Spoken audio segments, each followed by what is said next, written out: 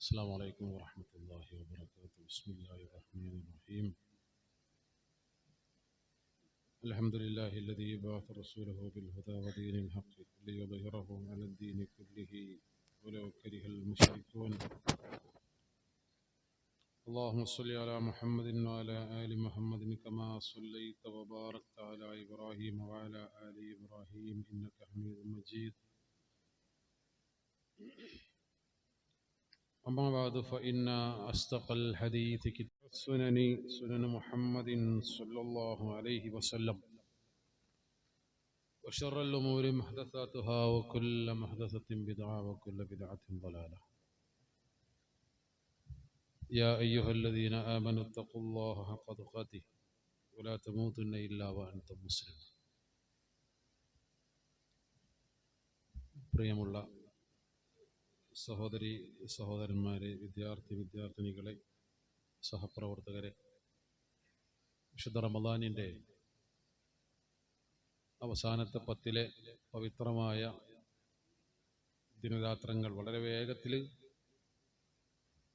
കഴിഞ്ഞു പോവുകയും ചെയ്യാം.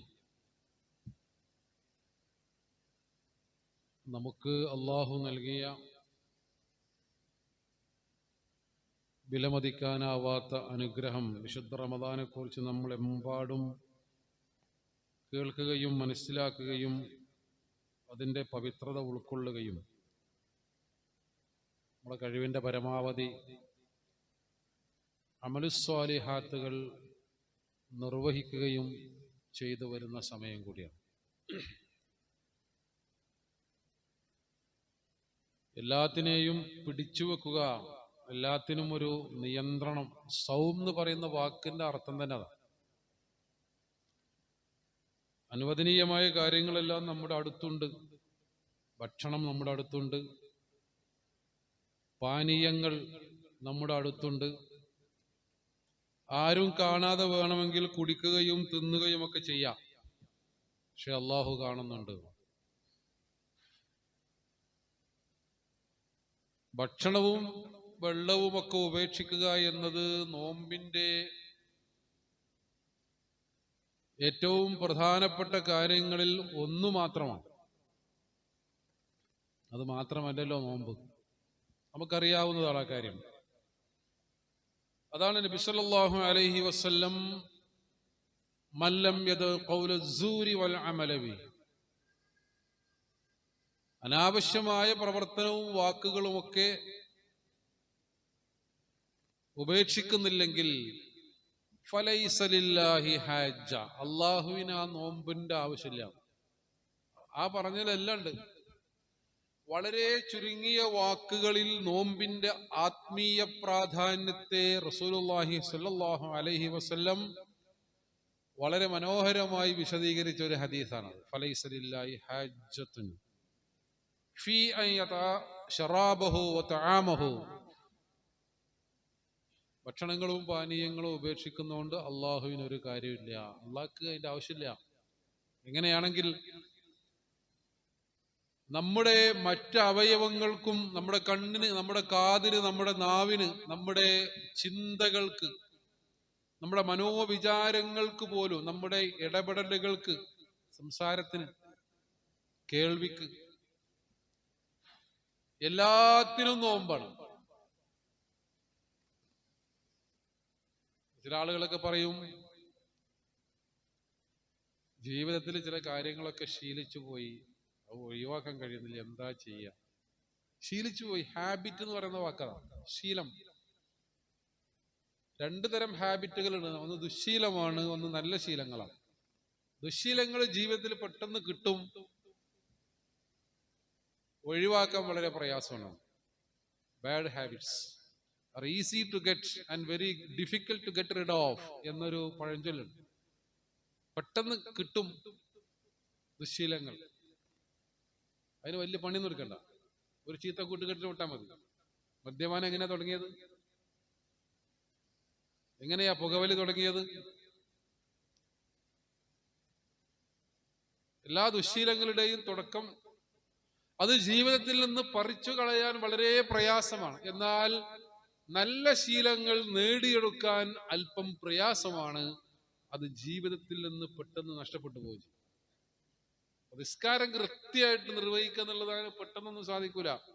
എല്ലാ ജമാഅത്തുകളിലും പങ്കെടുക്കുക, എന്നും ഖുർആൻ പാരായണം ചെയ്യുക, റസൂലുള്ളാഹി സ്വല്ലല്ലാഹു അലൈഹി വസല്ലമയുടെ സുന്നത്തുകൾ പരമാവധി ജീവിതത്തിൽ പകർത്തുക, നല്ല മനുഷ്യനായി ജീവിക്കുക, സംസാരത്തിൽ മിതത്വം പാലിക്കുക, നൽകിയ സമ്പത്തിൽ നിന്ന് അള്ളാഹുവിന്റെ മാർഗത്തിൽ മനസ്സറിഞ്ഞ് ചിലവഴിക്കുക. റെസിറ്റ് ആയിട്ട് വരുന്ന ആളെ വലുപ്പം നോക്കിയിട്ടല്ല. അപ്പോ നല്ല ശീലങ്ങൾ അതെല്ലാത്തിലുമുണ്ട്. ആ ശീലങ്ങൾ നേടിയെടുക്കുക എന്നത് പ്രയാസമാണ്. എന്നാലോ ജീവിതത്തിൽ നിന്ന് അത് പെട്ടെന്ന് പോയി കിട്ടും. അപ്പൊ ഖുർആൻ മനഃപ്പാടമാക്കിയ ആളുകളെ കുറിച്ച് പറഞ്ഞില്ലേ, അഴിച്ചിട്ട കുതിര പോലെയാണ് ഹിഫ്ള് പെട്ടെന്ന് പോകും. അങ്ങനെയാണ്. നമ്മളൊക്കെ പല അവിടുന്ന് നമ്മളൊക്കെ ഒരു പേജ് അര പേജൊക്കെ പഠിച്ച് അത് നമ്മൾ ഇമാമ് നിൽക്കാൻ അവസരം ഇല്ലാതാവുക, അതിന്റെ മുറാജ നടന്നില്ലെങ്കിൽ കെട്ടഴിച്ചു വിട്ട കുതിരയെ പോലെ ഖുർആൻ നമ്മുടെ മനസ്സിൽ നിന്ന് ഓടിപ്പോകുമെന്ന് റസൂലുള്ളാഹി സ്വല്ലല്ലാഹു അലൈഹി വസല്ലം പറഞ്ഞു. ഖുർആൻ മോശമായതുകൊണ്ടല്ല, ഖുർആൻ പഠിച്ചത് വളരെ മേന്മയുള്ളൊരു കാര്യമാണ്. പക്ഷേ അങ്ങനെയാണ്. ഒരു സ്കൂളിൽ ഏറ്റവും പഠിക്കുന്ന ഒരു കുട്ടി, എല്ലാ അധ്യാപകരുടെയും സ്നേഹഭാജനമായി നല്ല വിദ്യാർത്ഥി എന്ന് പേരുള്ള ഒരു കുട്ടി 5ാം ക്ലാസ് മുതൽ 10ാം ക്ലാസ് വരെ പഠിച്ച് അവനുണ്ടാക്കിയ ആ പേര് അവന് കളയാൻ 5 മിനിറ്റ് മതി. ഒരു ദിവസം സ്കൂൾ വിടുമ്പോ കുപ്പായ അഴിച്ച് തലയിൽ കെട്ടിയാൽ മതി. അവനെ കുറിച്ച് എന്താ പറയാ? വളരെ മോശം വിദ്യാർത്ഥി, ഈ സ്കൂളിനെ അപമാനിച്ചു. നമ്മുടെ ജില്ലയിൽ ഇപ്പൊ ഒരു സ്കൂളിൽ 10ാം ക്ലാസ്സിലെ ഒരു കുട്ടി സഹപാഠികളെ കത്തിയെടുത്ത് കുത്തിയാണ്, അവിടെ കത്തിക്കണം. അപ്പോ റസൂലുള്ളാഹി സ്വല്ലല്ലാഹു അലൈഹി വസല്ലം 23 വർഷക്കാലം കൊണ്ട് നിർവഹിച്ചത് ആ തർബിയത്തും തസ്കിയത്തുമാണ്. ഹുവല്ലദീ ബഅസ ഫിൽ ഉമ്മീന റസൂലൻ മിൻഹും യത്ലൂ അലൈഹിം ആയാതിഹി, അല്ലാഹുവിന്റെ ആയാത്തുകൾ ഓതിക്കൊടുത്തുകൊണ്ട് ഉമ്മിയായ ഈ പ്രവാചകൻ സ്വല്ലല്ലാഹു അലൈഹി വസല്ലമയെ നിയോഗിച്ചത് യത്ലൂ അലൈഹിം ആയാതിഹി വയുസക്കീഹിം, സംസ്കരിക്കുക, വയുഅല്ലിമുഹുൽ കിതാബ വൽ ഹിക്മ, കിതാബും ഹിക്മത്തും അവരെ പഠിപ്പിക്കുക. ഹിക്മത്ത് എന്ന് പറഞ്ഞാൽ എന്താ? അതെല്ലാവർക്കും അറിയുന്ന ഒരു പദമാണ്. കിതാബ് എന്ന് പറഞ്ഞാൽ അള്ളാഹിന്റെ കിതാബ്. ഹിക്മത്ത് എന്ന് പറഞ്ഞാൽ നമ്മൾ പറയല്ലോ, എല്ലാത്തിലും ഒരു ഹിക്മത്ത് വേണം. അതിന്റെ ഹിക്മത്ത്, ജീവിതത്തിൽ ഒരു ഹിക്മത്ത് ഉണ്ട്. അതിനെയാണ് പൊതുവെ ജീവിതത്തിന്റെ ഫിലോസഫി എന്നൊക്കെ പറയാം. എങ്ങനെ മനുഷ്യന്മാരോട് പെരുമാറണം, എങ്ങനെ സംസാരിക്കണം, കുടുംബത്തിനകത്ത് എങ്ങനെയായിരിക്കണം, സമൂഹത്തിൽ എങ്ങനെയായിരിക്കണം, പഠിക്കുന്ന സ്ഥാപനത്തിൽ എങ്ങനെയായിരിക്കണം, അധ്യാപകൻ അയാൾ എങ്ങനെയായിരിക്കണം, വിദ്യാർത്ഥി അവൻ എങ്ങനെയായിരിക്കണം, മുതലാളി അവൻ എങ്ങനെയായിരിക്കണം, തൊഴിലാളി എപ്രകാരമായിരിക്കണം, ഇങ്ങനെ ഓരോരുത്തരുടെയും ജീവിതത്തിൽ അവർ പാലിക്കേണ്ട ഒരുപാട് ഹിക്മത്തുകളുണ്ട്. ദഅവത്തിന്റെ കാര്യം പറഞ്ഞപ്പോൾ പോലും ഹബീബായ സല്ലല്ലാഹു അലൈഹി വസല്ലം അത് കാണിച്ചു തന്നു.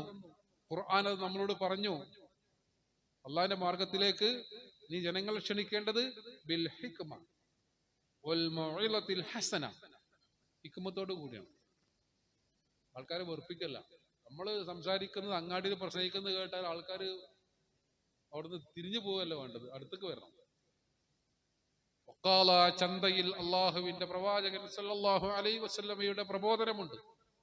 അത് ജനങ്ങളെ നന്മ ഉദ്ദേശിച്ചുകൊണ്ടാണ്. റസൂലുള്ളാഹി സ്വല്ലല്ലാഹു അലൈഹി വസല്ലം അവിടുന്ന് ആളുകൾ കൂടിയ സ്ഥലത്താണ് ഇസ്ലാമിന്റെ ദഅവത്ത് ആദ്യം നിർവഹിച്ചത്. അടുത്ത കുടുംബക്കാരോട് പറഞ്ഞു, ആളുകൾ കൂടുന്ന ചന്തയിൽ ചെന്ന് നബി സല്ലല്ലാഹു അലൈഹി വസല്ലം പറഞ്ഞു, ആളുകളോട് വളരെ സ്നേഹത്തോടു കൂടി പെരുമാറി. അങ്ങനെ ആയതുകൊണ്ടാണ് റസൂലെ താങ്കളുടെ അടുത്തേക്ക് ആളുകൾ ഇങ്ങനെ അരുചേർന്ന് വരുന്നത്, അല്ലെങ്കിൽ ആൾക്കാരൊക്കെ തടി സലാമത്താക്കുന്നു. അത്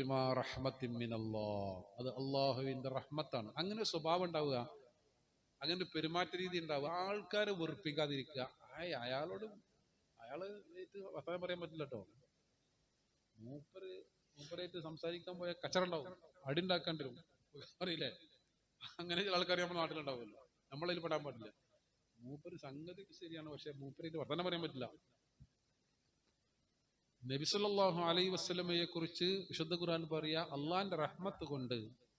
അപ്പൊ നല്ല സ്വഭാവം, നല്ല പെരുമാറ്റം, നല്ല സംസ്കാരം, നാട്ടുകാരെ കൊണ്ട് നല്ലത് എന്ന് പറയിപ്പിക്കാന്നൊക്കെ പറഞ്ഞ് അതിന് അള്ളാന്റെ റഹ്മത്തും തൗഫീഖും വേണം. അള്ളാഹുവിന്റെ തൗഫീഖ് കൊണ്ട് സാധ്യമാവുള്ളൂ.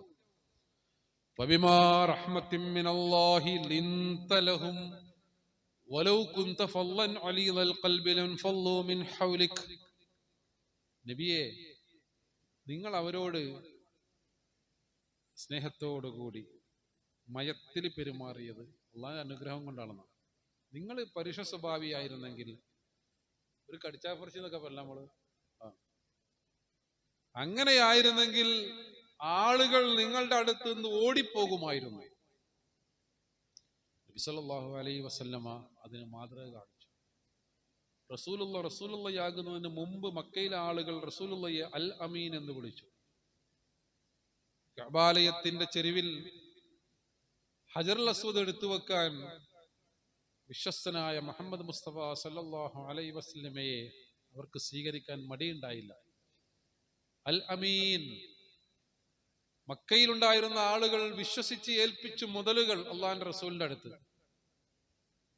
അതേതാ നാട്? ആ നാട്ടിൽ നിൽക്കാൻ കഴിയാത്തൊരു നാടാണ്.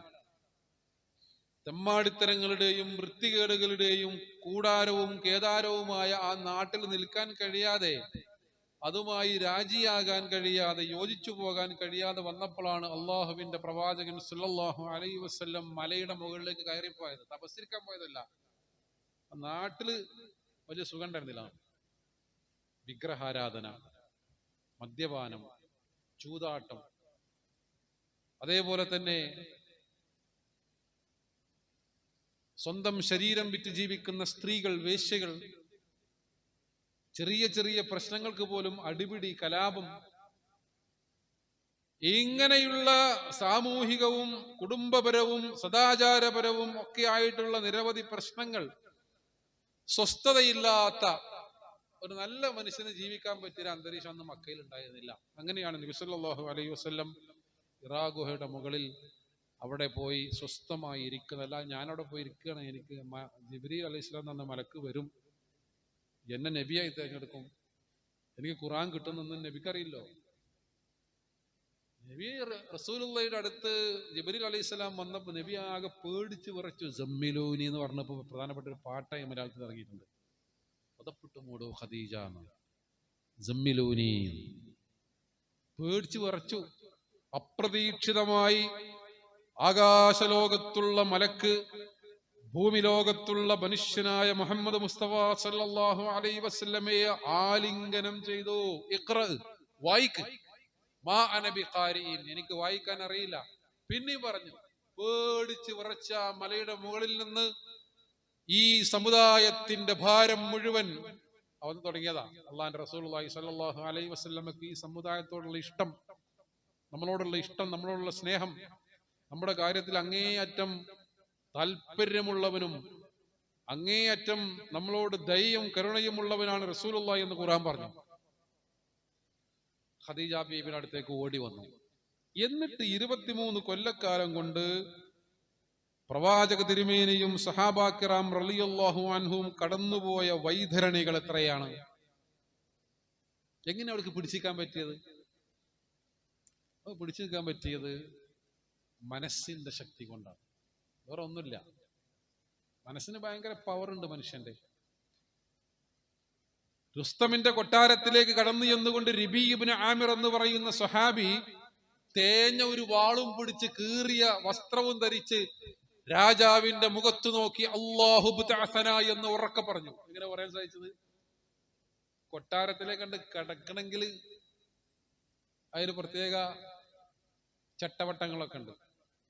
രാജകൊട്ടാരത്തിലെ മന്ത്രിമാരുടെയും പണ്ഡിതന്മാരുടെയും വൈദ്യന്മാരുടെയും മഹാന്മാരുടെയൊക്കെ പ്രത്യേക ഇരിപ്പിടങ്ങളും പരവതാനി വിരിച്ച കൊട്ടാരത്തിലേക്ക് നിങ്ങൾ ആരാ നിങ്ങൾ എന്ന് രാജാവ് ചോദിച്ചു. ആരാ നിങ്ങൾ? ഇതിന് മറുപടി എന്താ അറിയോ? അല്ലാഹു ബതഅസന, അള്ളാണ് ഞങ്ങളെ പറഞ്ഞയച്ചത്. അവളെ ചൂളിയില.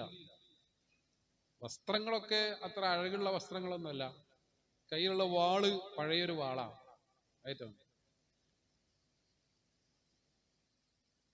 അതാണ് മനസ്സിന്റെ ശക്തി എന്ന് പറഞ്ഞാൽ. നബി സല്ലല്ലാഹു അലൈഹി വസല്ലമയുടെ മുമ്പ് നജ്റാനിൽ ജീവിച്ച പ്രവാചകൻ സല്ലല്ലാഹു അലൈഹി വസല്ലമ വരുന്നതിന് മുമ്പ് ഉണ്ടായിരുന്ന സമൂഹം, അവര് ഈസാ നബി അലൈഹി സ്വലാമിൽ വിശ്വസിച്ച ആളുകളാണ്. നബിന്റെ തൊട്ട് മുമ്പുള്ള പ്രവാചകൻ ഈസാ നബി അലൈഹി സ്വലാം, ലാ ഇലാഹ ഇല്ലല്ലാഹ് ഈസാ റസൂലുള്ളാഹ് എന്ന് പറഞ്ഞ് നജ്ജാശി രാജാവൊക്കെ ജീവിച്ച ആ പ്രദേശത്ത് ജീവിച്ച ആളുകളെയാണ് അന്നുണ്ടായിരുന്ന യഹൂദ രാജാവ് വലിയ കിടങ്ങുണ്ടാക്കിയിട്ട് അഗ്നിയിലേക്ക് പിടിച്ചിട്ട് കത്തിച്ചത്. സൂറ ബുറൂജ് നമ്മളിങ്ങനെ വായിക്കുമ്പോൾ ആ സംഭവം നമ്മളിങ്ങനെ മനസ്സിൽ കാണണം. അന്നാരിദാത്തിൽ വഖൂദ് ഇദ്ഹും അലൈഹാ ഖുഊദ് വഹും അലാ മാ യഫ്അലൂന ബിൽ മുഅ്മിനീന ശുഹൂദ്. രാജാവ് കൊട്ടാരത്തിന് ചുറ്റും വലിയ കിടങ്ങുകൾ ഉണ്ടാക്കി വിശ്വാസികളായ ഈ മനുഷ്യരെ ആ അഗ്നിയിലേക്ക് കത്തിക്കാൻ പോവുക. അവരോട് പറഞ്ഞു, നിങ്ങൾ യഹൂദ മതത്തിലേക്ക് തിരിച്ചു വരണം. 2 ഓപ്ഷനാണ് രാജാവ് കൊടുത്തത്. യൂസുഫ് ദുന്നുവാസ് എന്ന് പറയുന്ന രാജാവാണ്. അല്ലെങ്കിൽ നിങ്ങളെ കത്തിക്കും. ഒന്നുകിൽ നിങ്ങൾ ഈ ഈസ എന്ന് പറയുന്ന പ്രവാചകന്റെ മതം ഉപേക്ഷിച്ച് യഹൂദ മതത്തിലേക്ക് തന്നെ തിരിച്ചു വരണം. കാരണം യഹൂദികൾ ഈസാ നബി അംഗീകരിച്ചിട്ടില്ല. ഒരു മൂസാ നബിന്റെ ആളുകളാന്ന് പറഞ്ഞിട്ട് മൂസാ നബിയെ പിടിച്ച് കുരിശി തറച്ചു എന്ന് പറയുന്നത് അവരാ. മൂസാ നബിയെ പിടിച്ചിട്ടില്ല, തറച്ചിട്ടില്ല എന്നുള്ളത് വേറെ ഖുർആൻ വ്യക്തമാക്കി.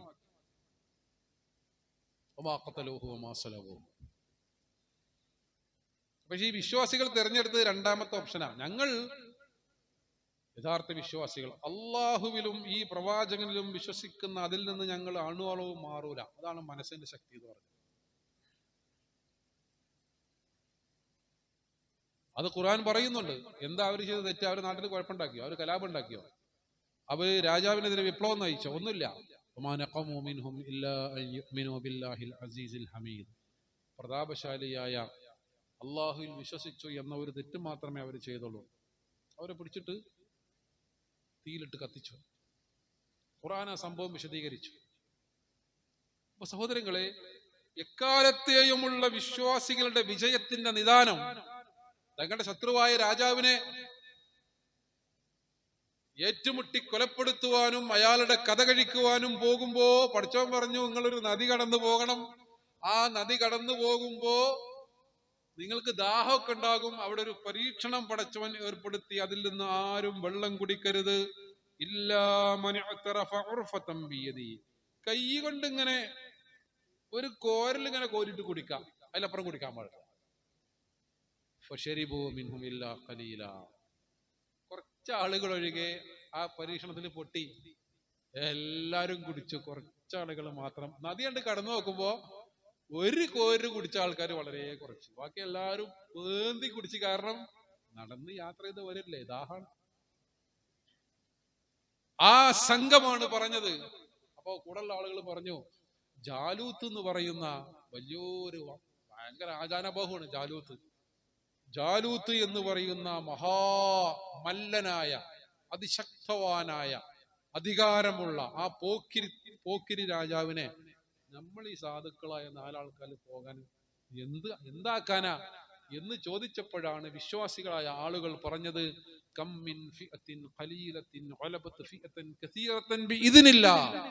അള്ളാഹുവിന്റെ അനുമതിയോടുകൂടി എത്രയെത്ര ചെറിയ സംഘങ്ങളാണ് വലിയ സംഘങ്ങളെ കീഴ്പ്പെടുത്തിയത്. അതാണ് പവർ, ഈമാന്റെ പവറാണ്. അതാണ് ബദറിൽ കണ്ടത്. ബദറിൽ കണ്ട അതല്ലേ. ബദറിൽ എങ്ങനെയാ ജയിച്ചത്? ആളുള്ളത് കൊണ്ട് ജയിക്കുമോ? യൗമ ഹുനൈനിൻ ഇത് അഅജബതുകും കസറതുകും എന്ന് ഖുർആൻ പറഞ്ഞു. ഹുനൈൻ യുദ്ധ ദിവസം മുസ്ലിംകനെ തോന്നി നമ്മൾ അത്യാവശ്യം ആൾക്കാരുണ്ട്, നമ്മൾ തോൽക്കേ, അമ്പം പരാജയം ഉണ്ടായി. ഖുർആൻ അത് പറഞ്ഞു. ഹുനൈൻ യുദ്ധ ദിവസം നിങ്ങളുടെ എണ്ണം നിങ്ങളെ തന്നെ അത്ഭുതപ്പെടുത്തി. അത് പരാജയത്തിന്റെ അടയാളമാകും. അപ്പൊ എണ്ണത്തിലും വണ്ണത്തിലൊന്നുമല്ല, ഈമാനിന്റെ കരുത്തുകൊണ്ടാണ് ഗതകാല സമൂഹങ്ങൾ എല്ലാ വെല്ലുവിളികളെയും അതിജയിച്ചത്. ഇപ്പോൾ നമ്മളത് ഗസയിൽ കാണുന്നുണ്ട്, പലസ്തീനിൽ ഇപ്പൊ കാണുന്ന അതാണ്. ആ മനുഷ്യരെ കുറിച്ച് നമ്മൾ എന്തൊക്കെ പറഞ്ഞാലും, ഒരു പിതാവിന്റെ വീഡിയോ കഴിഞ്ഞ ദിവസം വാട്സപ്പിൽ നിങ്ങളെ കണ്ടുണ്ടായിരിക്കും വന്നിരുന്നു. രക്തം പുരണ്ട കഫം പുടവയിൽ തന്റെ കുഞ്ഞിനെ പൊതിഞ്ഞ് അൽഹംദുലില്ലാ എന്ന് പറയുന്ന പിതാവ്. തന്റെ മകന് ഷഹാദത്ത് കിട്ടിയല്ലോ, എന്റെ കുട്ടിക്ക് ഷഹീദാകാൻ കഴിഞ്ഞല്ലോ, അൽഹംദുലില്ലാ. അത് പറഞ്ഞിട്ട് അദ്ദേഹം വിങ്ങി വിങ്ങി കരയുന്നുണ്ട്. സ്വാഭാവികമായിട്ടും കരയും, കരച്ചിൽ വരൂലേ സ്വന്തം കുട്ടികൾ മരിച്ചു പോകുമ്പോ. പിന്നെയും ചിരിക്കുന്ന മുഖത്തോടു കൂടി അദ്ദേഹം അള്ളാഹുവിനെ സ്തുതിക്കുന്നുണ്ട്. എന്താ അതിന് കാരണം അറിയോ? അതിന് കാരണം നമ്മളൊക്കെ കേട്ട ആയത്ത് അയാൾ കേൾക്കുക മാത്രമല്ല ചെയ്തത്, അയാളുടെ മനസ്സിൽ അത് ഉറച്ചിട്ടുണ്ടെന്നാണ് ആയത്ത്. وَيَطُوفُ عَلَيْهِمْ وِلْدَانٌ مُخَلَّدُونَ إِذَا رَأَيْتَهُمْ حَسِبْتَهُمْ لُؤْلُؤًا مَنْثُورًا. സ്വർഗത്തിൽ നാളെ സ്വർഗവാസികളായ ആളുകൾക്ക് പരിചാരകരായി കോപ്പയും കയ്യിൽ പിടിച്ച് അവർക്കിടയിലൂടെ ഓടിക്കളിക്കുന്ന കുട്ടികളെ കുറിച്ച് ഖുർആൻ പറഞ്ഞു. ആ കുട്ടികൾ മുത്തുമണികളെ പോലെ, രത്നക്കല്ലുകളെ പോലെ ഇങ്ങനെ അങ്ങനെ ഉണ്ടാവല്ലോ. ഒരു രത്നക്കല്ല് നമ്മൾ തറയിലിട്ടാല് കുറെ രത്നക്കല്ലുകൾ തറയിലേക്ക് ഇട്ടാന്ന് സംഭവിക്കാം. അതിങ്ങനെ തിളങ്ങി ചാടിക്കളിച്ചു പോകുന്നത് പോലെ കുട്ടികൾ. ആ കൂട്ടത്തിൽ എന്റെ കുഞ്ഞുമുണ്ടാകുമെന്ന് അയാൾക്ക് ഉറപ്പാണ്.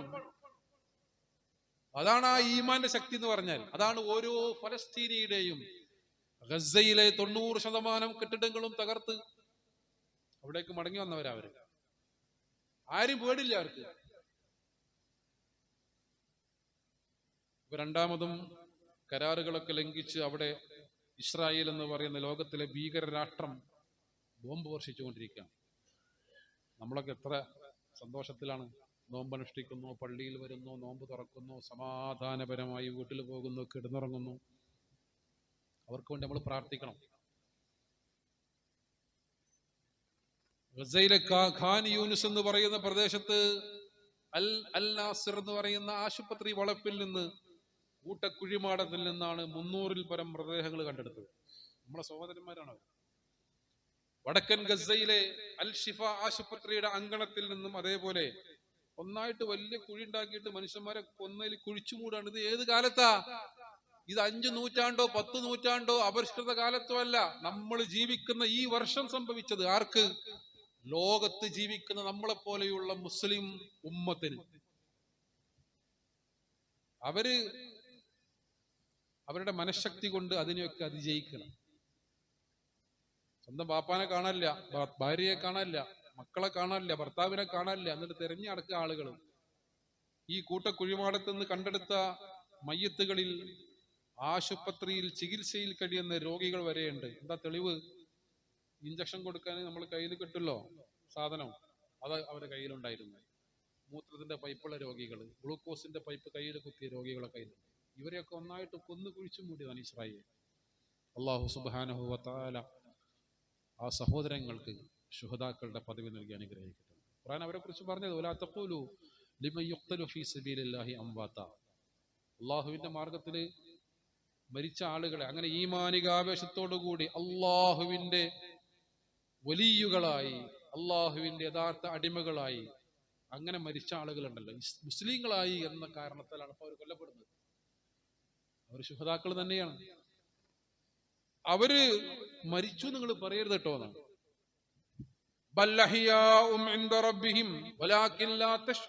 അവർ അള്ളാഹുവിന്റെ അടുക്കൽ ജീവിച്ചിരിക്കുന്നുണ്ട്, പക്ഷെ നിങ്ങൾക്ക് അറിയില്ല.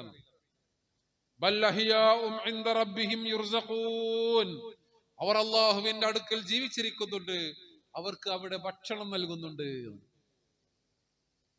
എന്നിട്ട് ഖുർആൻ നിങ്ങൾ അവരോട് പ്രാർത്ഥിച്ചോളി എന്ന് പറഞ്ഞിട്ടില്ല. അതുകൂടി പറഞ്ഞെങ്കിൽ നമുക്ക് പ്രാർത്ഥിക്കാറുണ്ട്. ഖുർആൻ അത്ര പറഞ്ഞു നിർത്തി.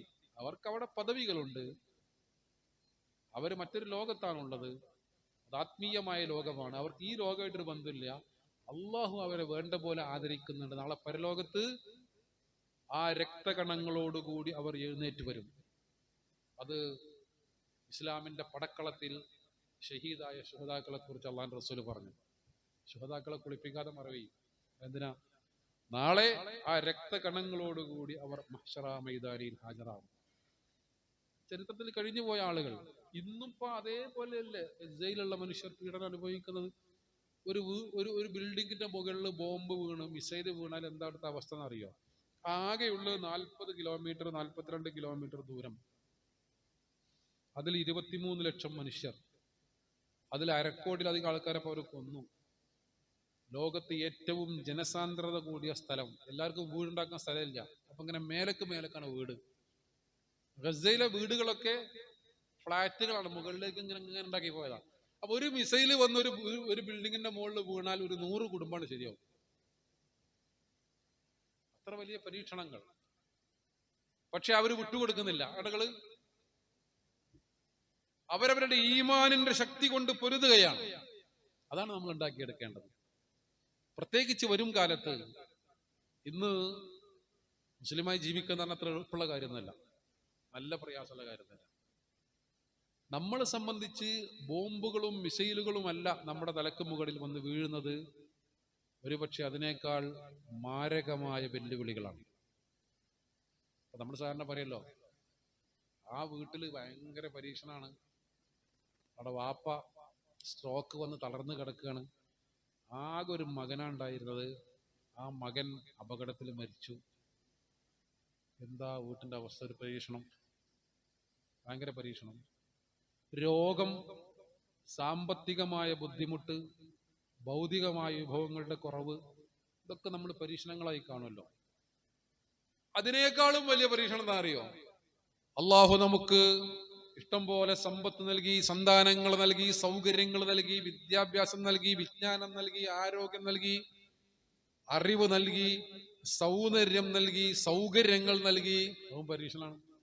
അപ്പൊ നമ്മളെ മുറ്റത്ത് ഇങ്ങനെ കൊലയുമേ നല്ല മാർബിളൊക്കെ ഇട്ട സിറ്റ് ഔട്ടിലൊക്കെ ഇരുന്നിട്ട് ഇങ്ങനെ കാല് നീട്ടിയിട്ട് ആ കുടുംബത്തിൽ ഭയങ്കര പരീക്ഷണം എന്ന് പറയുമ്പോൾ അതിനേക്കാളും വലിയ പരീക്ഷണം ഇവിടെ ഉണ്ട്. നമുക്ക് മനസ്സിലായിട്ട് ഞാൻ നോക്കും.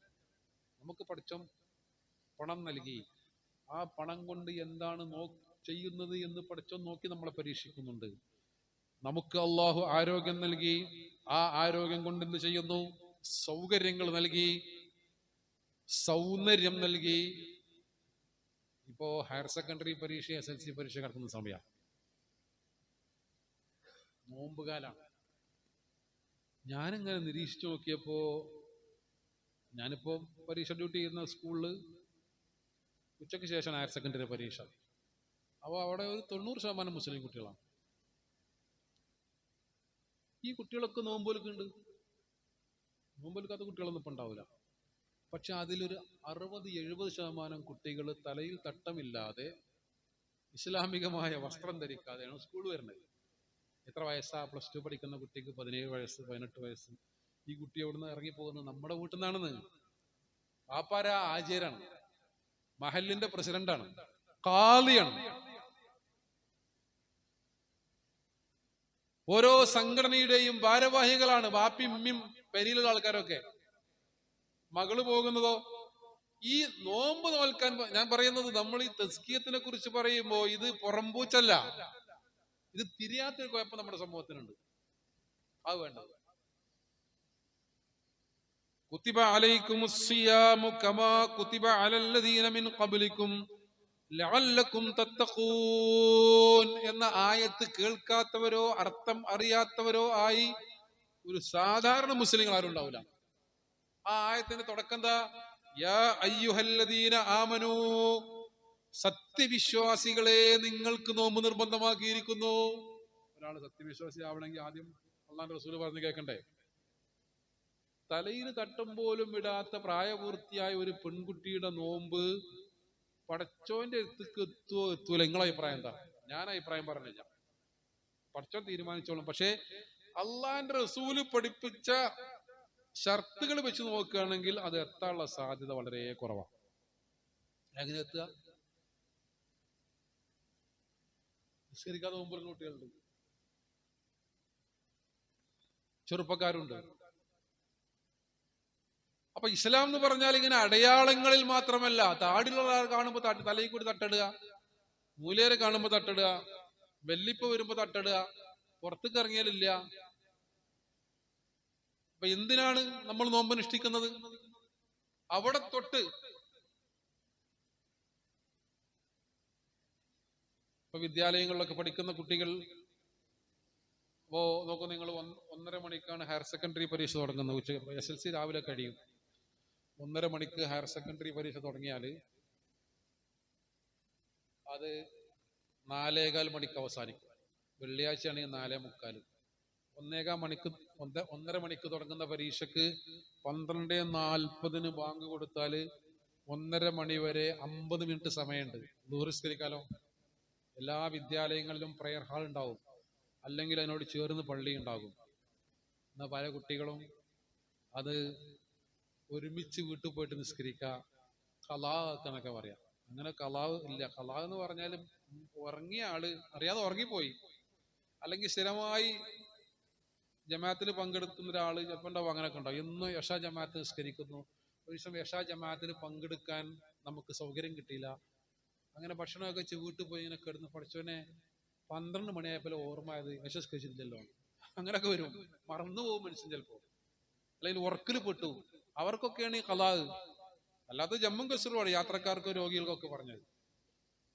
അപ്പൊ സമയത്ത് പ്രവാചകന്മാരുടെ ചരിത്രം ഖുർആൻ ഇങ്ങനെ വിശദീകരിച്ച് വന്നിട്ട് فخلف من بعدهم خلف اضاعوا الصلاة واتبعوا الشهوات فسوف يلقون غيا എന്ന് ഖുർആൻ പറഞ്ഞു. അവർക്ക് ശേഷം ഒരു തലമുറ വന്നു. ആ തലമുറക്ക് 2 ഡിസ്ക്വാളിഫിക്കേഷൻ വന്നു. എന്താ അറിയുന്നത്? അവർ നമസ്കാരം ഉപേക്ഷിക്കുന്നവരായിരുന്നു, തന്നിഷ്ടങ്ങളെ പിൻപറ്റുന്നവരായിരുന്നു. അവനവന്റെ ഇച്ഛയുടെ പിന്നാലെ പോകും. ഇത് ഞാൻ വിദ്യാർത്ഥികളെയും ചെറുപ്പക്കാരെയും കുറ്റം പറയാൻ വേണ്ടി പറയല്ല കേട്ടോ. നമ്മുടെ സമൂഹത്തിന്റെ ഒരു അവസ്ഥയാണ്. നമ്മളതിൽ പെടാതിരിക്കാൻ നല്ല ജാഗ്രത വേണം. രക്ഷിതാക്കൾക്കും വേണം. 8 ലക്ഷം രൂപയാണ് ഇപ്രാവശ്യം പൊന്നാനിയിലെ ഒരു സ്കൂൾ. പൊന്നാനി എന്ന് പറഞ്ഞാൽ മലബാറിന്റെ മക്ക എന്നറിയപ്പെടുന്ന സ്ഥലം. പൊന്നാനി ടൗണിൽ മാത്രം ഏതാണ്ട് ഞാൻ മനസ്സിലാക്കിയിടത്തോളം 46 പള്ളികളുണ്ട്. പൊന്നാനി ടൗണിൽ മാത്രം. അത്രമേൽ മുസ്ലിം സ്വാധീനമുള്ള ഒരു പ്രദേശമാണ് പൊന്നാനി. അവിടെ നമ്മുടെ ഒരു സ്കൂളില് +2 കഴിഞ്ഞ കുട്ടികൾ ഇപ്രാവശ്യം സെന്റ് ഓഫ് പാർട്ടിക്ക് വേണ്ടി പിരിച്ചെടുത്തത് 8 ലക്ഷം രൂപയാണ്. എത്ര? 8 ലക്ഷം രൂപ. അവിടുത്തെ ഒരു പ്രിൻസിപ്പാൾ നമ്മളോട് നേരിട്ട് പറഞ്ഞ വിവരമാണ്. ഇല്ലാത്തൊരു കാര്യം ഇപ്പൊ റമദാനം കൊണ്ട് പൊങ്ങച്ചെന്ന് പറയേണ്ട ആവശ്യമില്ലല്ലോ. എന്നിട്ട് എന്താ സംഭവം? വലിയ DJ പാർട്ടി. അതിൽ പാട്ടാണെന്ന് വെച്ചാൽ പാട്ടല്ല, കൂക്കാണെന്ന് വെച്ചാൽ കൂക്കുമല്ല, മുട്ടുംപിടിയാണെന്ന് വെച്ചാൽ അതുമല്ല, ചാടിക്കളിയാണെന്ന് വെച്ചാൽ അതുമല്ല. ഇതെന്താ സാധനം എന്ന് നമുക്ക് കണ്ടു മനസ്സിലാവില്ല. അങ്ങനത്തെ ഒരു സാധനം. അതിൽ 8 ലക്ഷം രൂപ മുടക്കിയിട്ട് അതിൽ കുറെ ആൾക്കാരെ കൊണ്ടുവന്ന് വലിയ പരിപാടിയും സംഗതികളും കാര്യങ്ങളും. അതിന്റെ മുന്നിൽ നിൽക്കാൻ നമ്മുടെ മക്കൾ വിധിക്കപ്പെട്ടവരായി. ഞാൻ പറയുന്നത് തസ്കിയത്തിന്റെയും തെർബിയത്തിന്റെയും മേഖലയിൽ നിന്ന് നമ്മുടെ പുതിയ തലമുറയൊക്കെ പിടിച്ചു വലിച്ചു കൊണ്ടുപോകുവാനുള്ള എമ്പാടും സാധനങ്ങൾ നമ്മുടെ ചുറ്റുഭാഗങ്ങളിലുമുണ്ട്. നമ്മൾ വളർന്നു വരുന്ന ഈ തലമുറയെ കുറ്റം പറയരുത്, അവരെ കുറ്റപ്പെടുത്തരുത്. അവരല്ല കാരണക്കാർ. നമ്മൾ ഉണ്ടാക്കിയ സിസ്റ്റമാണ് പ്രശ്നം. ഈ സിസ്റ്റം ഉണ്ടാക്കിയതാരാ? നമ്മളാണ്. നമ്മൾ ഉണ്ടാക്കിയ സിസ്റ്റത്തിൽ ജീവിക്കാൻ വിധിക്കപ്പെട്ടവരാണ് ഇന്നത്തെ കുട്ടികൾ. 2024 വേർഡ് എന്ന് പറഞ്ഞുകൊണ്ട് ഓക്സ്ഫോർഡ് ഡിക്ഷണറി തിരഞ്ഞെടുത്ത വാക്ക് ബ്രെയിൻ റോട്ട് എന്ന് പറയുന്ന പദമാണ്. ബ്രെയിൻ റോട്ട് പുതിയ വാക്കാണ്. എന്താ ബ്രെയിൻ റോട്ട് എന്ന് പറഞ്ഞാൽ?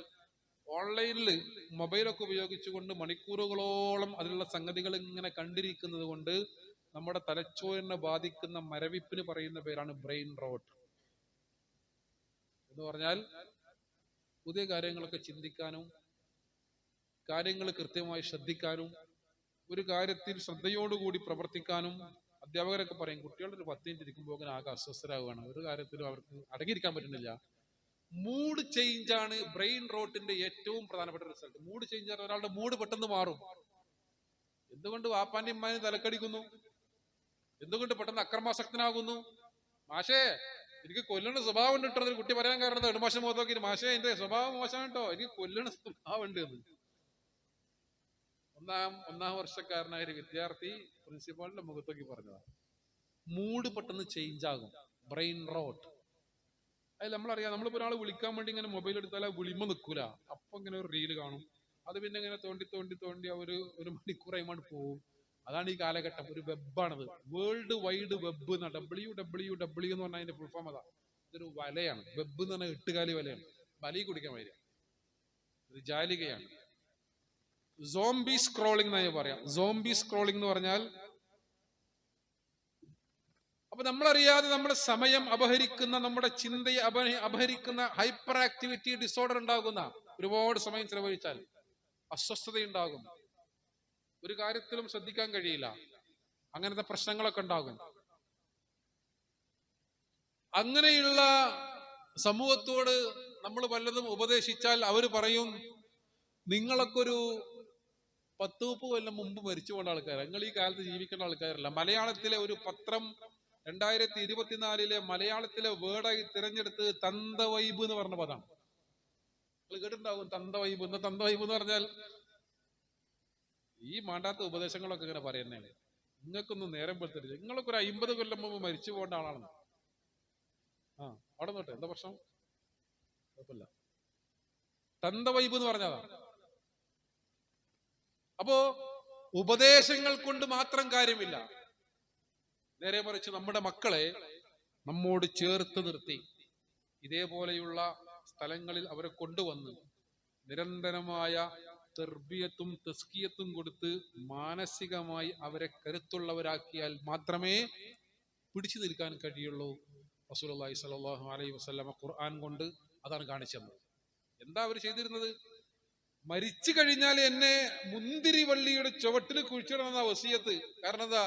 എന്റെ എല്ലുകൾക്ക് ആ മുന്തിരി വള്ളിയിൽ നിന്ന് മദ്യത്തിന്റെ അംശം നുകർന്നുകൊണ്ട് കിടന്നുറങ്ങാലോന്ന്. മരിച്ചാലും എന്നെ എവിടെ കുഴിച്ചിടേണ്ടത് എന്ന് പാടിയ, മദ്യത്തിന്റെ കോപ്പയിൽ ഒരു ഈച്ച വീണ് ചത്തപ്പോ ഈച്ചയെ നീ എത്ര ഭാഗ്യവാനാണെന്ന് പാടിയ ആൾക്കാരാ.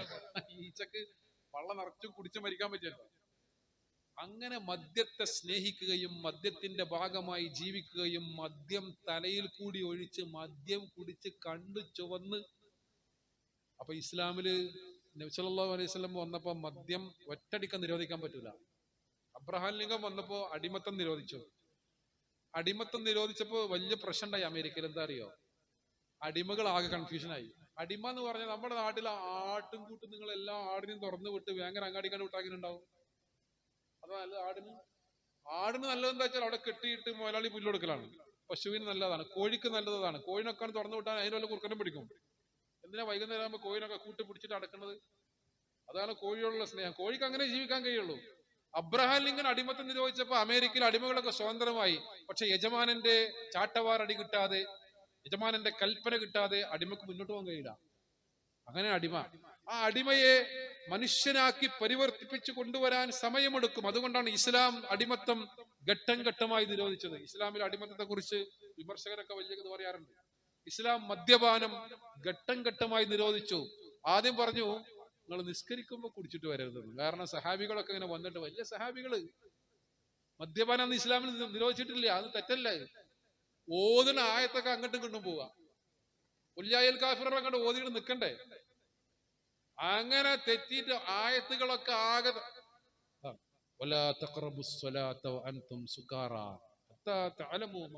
നിങ്ങൾ ഓതുന്നത് എന്താ നിങ്ങൾക്ക് മനസ്സിലാകണം. അതുകൊണ്ട് നിങ്ങൾ മദ്യപിച്ചുകൊണ്ട് നിസ്കരിക്കാൻ വരരുത്. നാട്ടിൽ അല്ലാത്ത സമയത്ത് പറ്റും. ഘട്ടമാണ്. അങ്ങനെ പടിപടിയായി ഫഹൽ അൻതും മുൻതഹൂൻ, നിങ്ങൾക്ക് വിരമിക്കാൻ സമയമായില്ലേ എന്ന് ആയത്തിറങ്ങിയപ്പോ മദീനയുടെ തെരുവിലൂടെ ഒരു കുട്ടി, പ്രവാചകൻ സല്ലല്ലാഹു അലൈഹി വസല്ലമയുടെ ദൂതൻ, ഇതാ വിശുദ്ധ ഖുർആനിൽ ആയത്തിറങ്ങിയിരിക്കുന്നു, മദ്യം പൂർണ്ണമായും നിരോധിച്ചിരിക്കുന്നു, മദ്യമുക്തമായ മദീന, ഇനി ആരും മദ്യപിക്കുവാൻ പാടില്ല. അപ്പൊ ഇങ്ങനെ കച്ചവടം ചെയ്യാണ്. അബൂ തുൽഹ അൻസാരി അവിടെ ഷാപ്പ് നടത്തുന്ന ആളാണ്. അനസ് റളിയല്ലാഹു അൻഹു അവിടുത്തെ സപ്ലയർ ആണ്. സഹാബികളൊക്കെ ഇങ്ങനെ കുടിച്ചിട്ട് ഇങ്ങനെ ഇരിക്കുന്ന സമയത്താണ്. ആ കാലഘട്ടം ആലോചിച്ച് നോക്കൂ നിങ്ങൾ. എല്ലാം ആ ആയത്താണ്ട് കേട്ടപാടെ അവിടെ സ്റ്റോപ്പാക്കി. വായയിൽ മദ്യത്തിന്റെ അംശമുണ്ടായിരുന്നവർ വിരല് വായക്കിട്ട് ഛർദിച്ചു, വീപ്പകൾ തച്ചടച്ചു. ഏതുവരെ എന്ന് പറഞ്ഞാൽ അങ്ങനെ ആ മദ്യം ഇങ്ങനെ ചാലിട്ടൊഴുകുന്ന പോലെയായി. അതിങ്ങനെ ചാലിട്ടൊഴുകിപ്പോയി. അതൊരു സ്ഥലത്ത് ഇങ്ങനെ ഊറി നിന്നു. അവിടെ നിന്നൊരു കൈതച്ചെടി മുളച്ചു വന്നു. ആ കൈതച്ചെടി ഒരു ഒട്ടകം ഭക്ഷിച്ചു.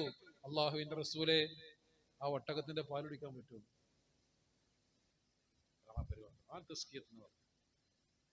നമുക്ക് അവിടേക്കൊന്നും ഉയരാൻ കഴിയില്ല. നമുക്കിപ്പോ സൗകര്യങ്ങൾ കൂടി പോയതുകൊണ്ടുള്ള പ്രശ്നമാണ്.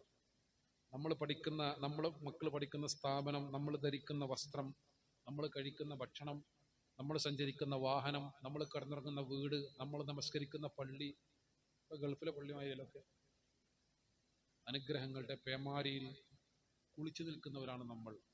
അപ്പോ അനുഗ്രഹങ്ങൾ കൊണ്ട് അള്ളാനെ മറന്നു പോകാനുള്ള സാധ്യത നല്ലുണ്ട്. അള്ളാനെ മറന്നുപോയ ആളുകളെ പോലെ നിങ്ങൾ ആകരുത്. അൻഫുസഹും, മുൻകാല സമൂഹങ്ങൾക്ക് അങ്ങനെ ഉണ്ടായിട്ടുണ്ട്. അപ്പൊ അവർക്ക് സ്വയം ഞാൻ ആരാന്ന് എനിക്ക് ഓർമ്മ ചെയ്താവും. ഇപ്പൊ സംഭവിച്ചിട്ടുള്ളതാണ്. ഞാൻ ഏത് തറവാട്ടിലെ കുട്ടിയാണ്, എന്റെ അമ്മയും ബാപ്പി ആരാണ്, ഞാൻ ആരാണ് എന്ന് എനിക്ക് ഓർമ്മയില്ലാതാവുക, സ്വയം മറന്നു പോവുക. അതിന് കാരണം എന്താ? പഠിച്ചോന്റെ അനുഗ്രഹമാണ്. ഒരു 5 വർഷം മുമ്പൊക്കെ ലിപ്സ്റ്റിക് ഇട്ട ഒരു മുസ്ലിം പെൺകുട്ടിയെ ക്യാമ്പസിൽ കാണണമെങ്കിൽ ഭൂതക്കണ്ണാടി വെച്ച് നോക്കണം. ഇപ്പൊ ലിപ്സ്റ്റിക് ഇടാത്തൊരു കുട്ടിനെ കാണണമെങ്കിൽ അതിനേക്കാളും വലിയ ഭൂതക്കണ്ണാടി വെച്ച് നോക്കണം. ഒക്കെ ലിപ്സ്റ്റിക്കാണ്. ലിപ്സ്റ്റിക് ഇടുന്നത് ശരിയാണോ തെറ്റാണോ എന്നുള്ള ഫത്വക്കല്ലേ ഞാൻ പോണത്. എന്തായാലും 2 പുരുഷന്മാരും കൂടെ എന്നെ നോക്കണം എന്നാണല്ലോ ഇടുമ്പോഴ ലക്ഷ്യം. നല്ല ലക്ഷ്യം ഒന്നല്ല അല്ലേ? നമ്മളൊക്കെ സ്കൂളിൽ പോയിരുന്ന കാലത്ത് നമ്മുടെ പാന്റിന് ചെറിയൊരു ദ്വാരമുണ്ടായാൽ അത് ഉമ്മ സൂചി എടുത്ത് തുന്നി ഓട്ടടക്കണ വരെ നമ്മൾ സ്കൂളിൽ പോകില്ല.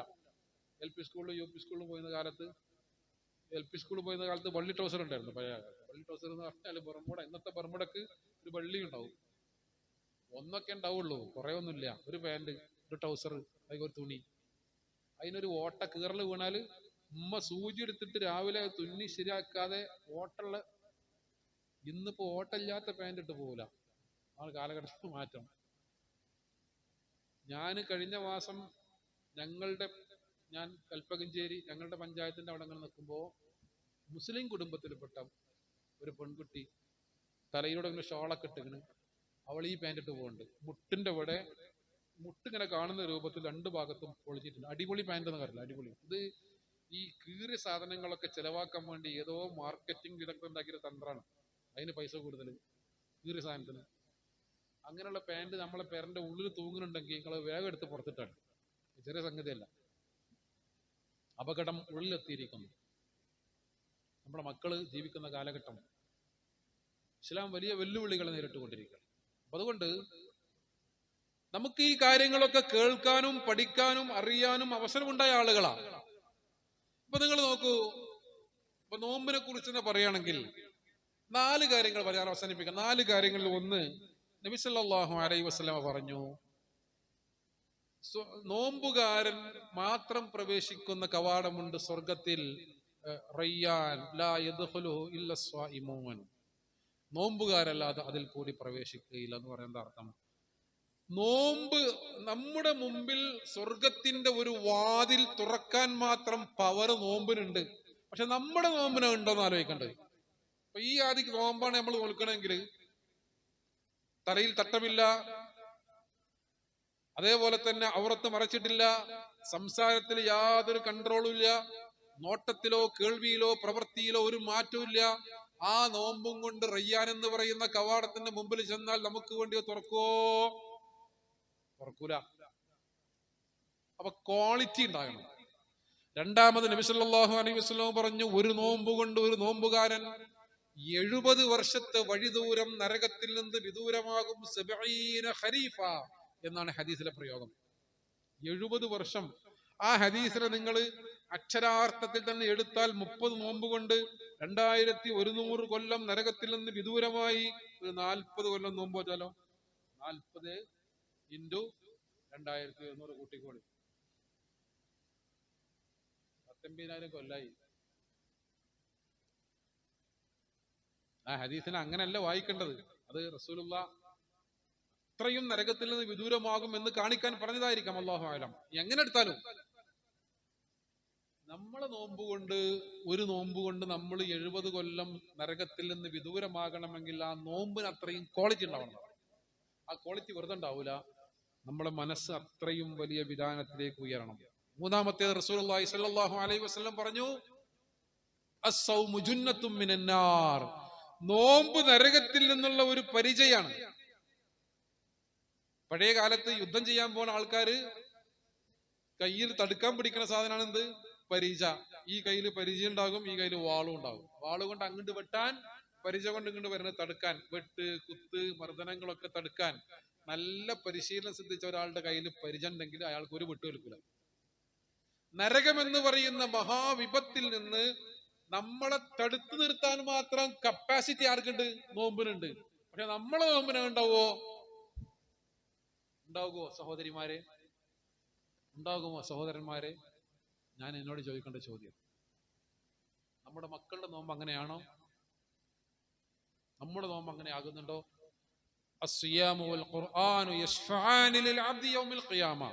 നാളെ പരലോകത്ത് ഖുർആനും നോമ്പും നമുക്ക് ശുപാർശകരായി വരുന്ന, ശുപാർശകനായി വരാനുള്ള യോഗ്യത നോമ്പിനുണ്ട്.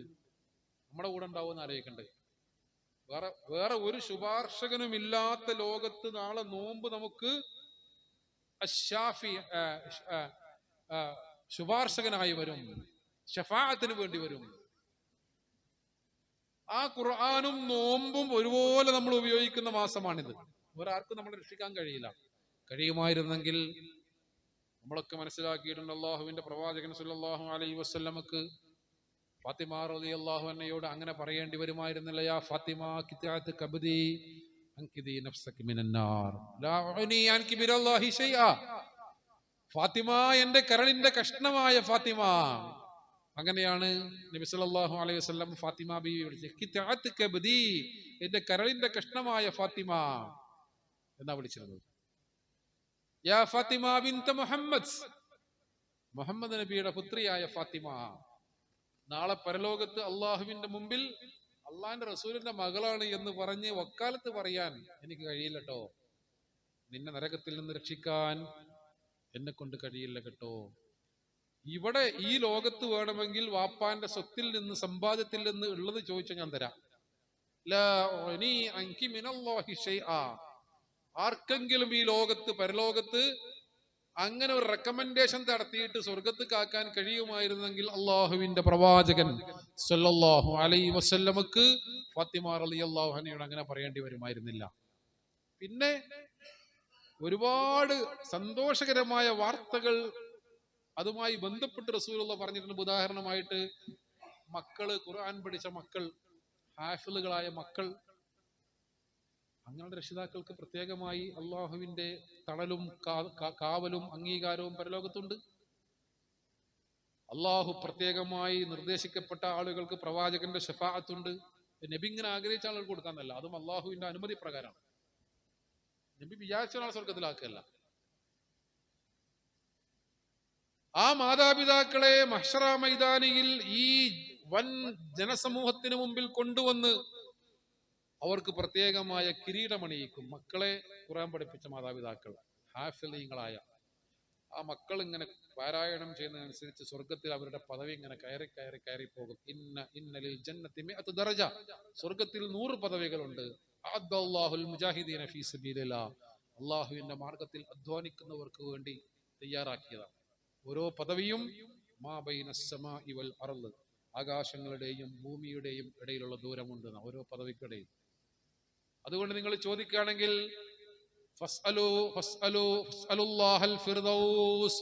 നിങ്ങൾ അള്ളാഹുവിനോട് സ്വർഗത്തെക്കുറിച്ച് ചോദിക്കുകയാണെങ്കിൽ നിങ്ങൾ ജന്നത്തുൽ ഫിർദൗസ് തന്നെ ചോദിക്കണം.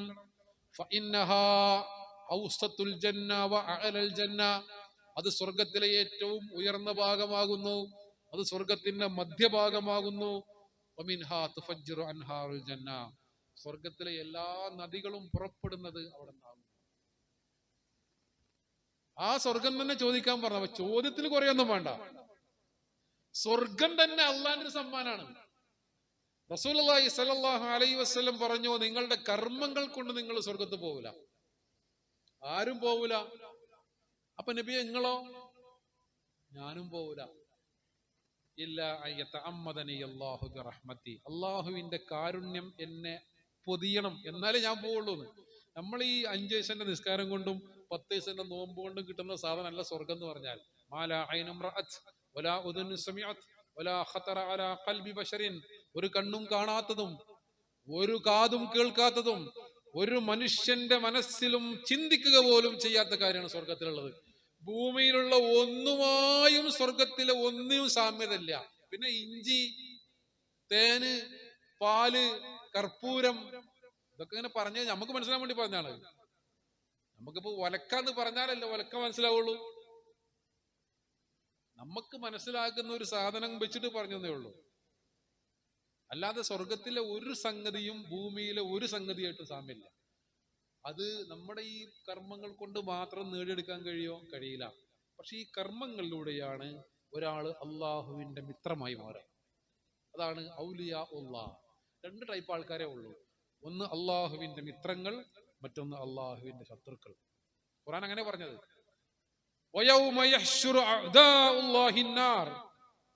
അള്ളാഹുവിന്റെ ശത്രുക്കളെ നരകത്തിന്റെ മുമ്പിൽ ഹാജരാക്കുന്ന. അള്ളാഹിന്റെ ശത്രു ആരാ? അള്ളാഹിന്റെ മിത്രങ്ങളല്ലാത്തവർക്ക് അള്ളാഹിന്റെ ശത്രുക്കൾ. രണ്ട് ടൈപ്പ് ആൾക്കാരെ പരലോകത്ത് വരുള്ളൂ. ഇബാദത്തുകളിലൂടെ, ദിക്റുകളിലൂടെ, ദുആകളിലൂടെ, സുന്നത്തുകളിലൂടെ പ്രവാചക തിരുമേനി സല്ലല്ലാഹു അലൈഹി വസല്ലമയെ നമ്മുടെ മനസ്സിൽ ഏറ്റവും ഇഷ്ടപ്പെട്ട വ്യക്തിയായി സ്ഥാപിക്കുന്നതിലൂടെ നമുക്ക് ആയിട്ടുണ്ടോ? അതാകുന്നത് വരെ നമ്മളൊന്നും മുഅ്മിനുകളാകൂല എന്നാ റസൂൽ പറഞ്ഞത്. അള്ളാഹുവിന്റെ പ്രവാചകൻ ഹബീബായ സല്ലല്ലാഹു അലൈഹി വസല്ലം നമുക്ക് ഈ ലോകത്ത് ഏറ്റവും പ്രിയപ്പെട്ട മനുഷ്യനായി മാറണം.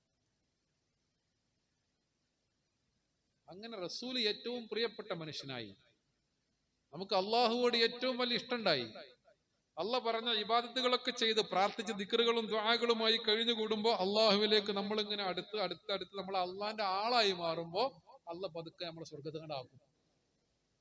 അത് നമ്മൾ നിസ്കാരം കൊണ്ടും നോമ്പ് കൊണ്ടും തൂക്കി നോക്കിയിട്ടാക്കണതല്ല. അള്ളാഹുവിന്റെ കാരുണ്യം നമ്മളെ മൂടുമ്പോൾ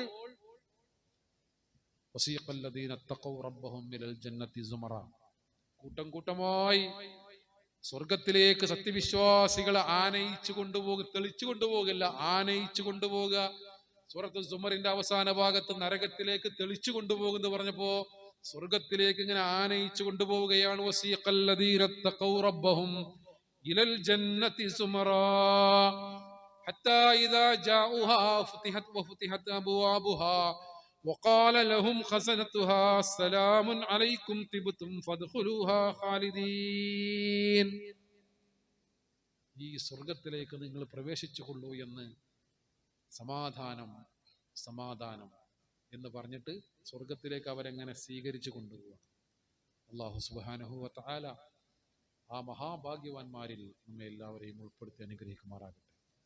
അവിടെ സലാം എന്ന് മാത്രമേ കേൾക്കുള്ളൂ. ഈ ലോകത്ത് കുത്തിപ്പറയലുകളും കുറ്റപ്പെടുത്തലുകളും വേണ്ടാത്തരങ്ങളും അതേപോലെ തന്നെ സംസാരങ്ങളും കാര്യങ്ങളും കച്ചറകൾ എല്ലായിടത്തും. കഴിഞ്ഞൊരു മാസമായി കേരളത്തിലെ വാർത്തകളൊക്കെ എന്താണ്? തലക്കടിച്ച് കൊന്ന്, അവിടെ MDMA പിടിച്ച്, അവിടെ 25 കിലോ കഞ്ചാവ് പിടിച്ച്, അവിടെ ഗുണ്ടയെ പിടിച്ച്. കേരളത്തിന്റെ ക്രമസമാധാനം മുമ്പെങ്ങുമില്ലാത്ത വിധം തകർന്നിരിക്കുകയാണ്. വെടിവെച്ച് വന്നിട്ടുണ്ട് ഈ ആഴ്ച 2 ആളെ. ആൾക്കാരെ കയ്യിലൊക്കെ തോക്കണം. സുരക്ഷിതത്വം നഷ്ടപ്പെടുക. സ്വർഗത്തിനെ കുറിച്ച് ഖുർആൻ പറഞ്ഞ ദാറുസ്സലാം എന്ന സ്വർഗത്തിന്റെ മദ്രസന്റെ പേരല്ലേ ഇത്. ദാറുസ്സലാം എന്ന് പറഞ്ഞാൽ സ്വർഗത്തിന്റെ സമാധാനത്തിന്റെ ഭവനം. ഇല്ലാ ഖീലൻ സലാമൻ സലാമാ. അവിടെ ജനങ്ങൾ പ്രത്യഭിവാദം ചെയ്യുന്നത് സമാധാനം സമാധാനം എന്ന് മാത്രമേ ഉള്ളൂ. ലാ യസ്മഊന ഫീഹാ ലഅവൻ വലാ കിദ്ദാബാ ലാ യസ്മഊന ഫീഹാ ലഅവൻ വലാ തഅസീമാ. അവിടെ വേണ്ടാത്ത ഒരു വർത്താനം കേൾക്കൂല.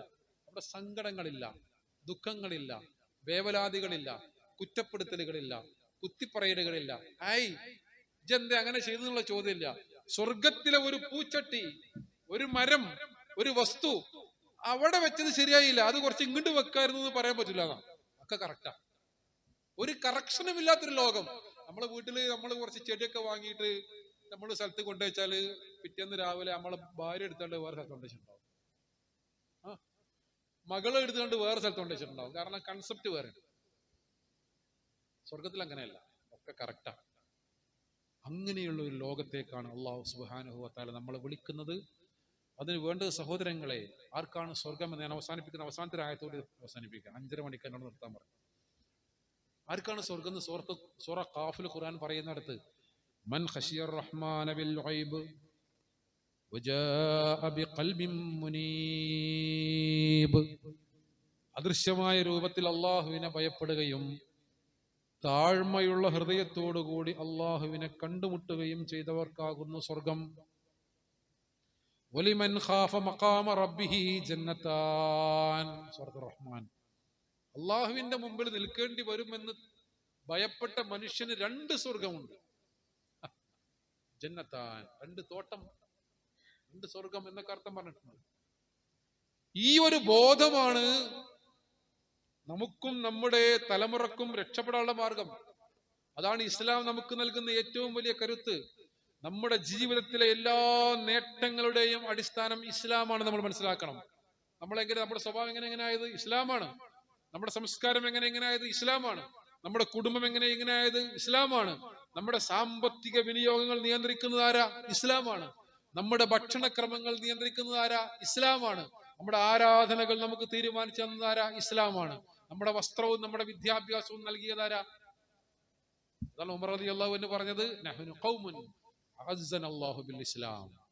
ഇസ്ലാം കൊണ്ട് നമുക്ക് അള്ളാഹു ഇസ്സത്ത് നൽകിയിരിക്കുന്നത്.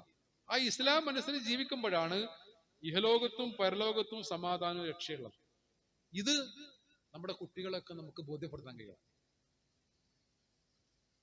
അതിന് പകരം അവരുടെ മനസ്സിൽ ഇങ്ങനെ സംശയമുണ്ടാക്കി, ഇസ്ലാം എന്ന് പറഞ്ഞാൽ ഈ കാലത്തൊന്നും പറയാൻ പറ്റിയൊരു സാധനമല്ല, അതിന് കുറെ മാറ്റങ്ങൾ വരേണ്ടതുണ്ട്, അത് പണ്ട് കാലത്ത് പറഞ്ഞ സംഗതികളൊന്നും ഇക്കാലത്തേക്ക് സൂട്ടല്ല എന്നൊക്കെ പറയുന്ന രൂപത്തിൽ നമ്മുടെ പുതിയ ജനറേഷന്റെ മനസ്സിലൊക്കെ സംശയങ്ങൾ ഉണ്ടാക്കുന്ന രൂപത്തിലുള്ള കുറെ സാധനങ്ങൾ ഈ സാമൂഹ്യ മാധ്യമങ്ങളിലൊക്കെ ഇങ്ങനെ പടച്ചു വിട്ടുകൊണ്ടിരിക്കുകയാണ്.